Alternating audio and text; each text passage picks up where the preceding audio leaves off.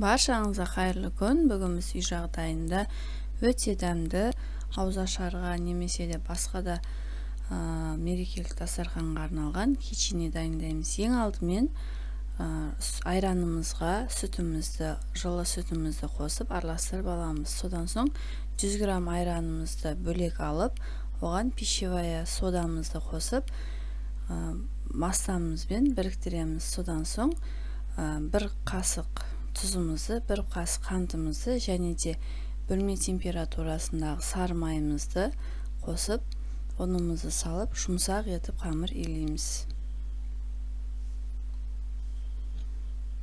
Қамырымызды илеп болдық.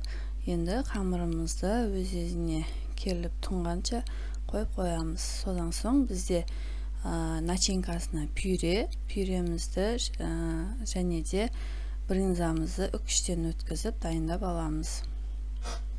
Әрбір қамырымызды 120 граммнан бөліктерге бөліп шығамыз. Шамамен сіздерде 16-17 кичиндер шығады.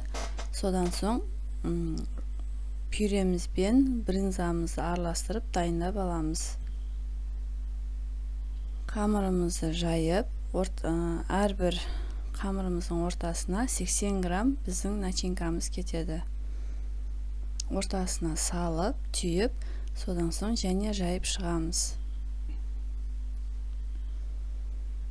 Жайып болғаннан соң қызып тұрған тапамызда май қоспаймыз. Қызып тұрған тапамызда екі жағын піскенше ұстап тұрамыз.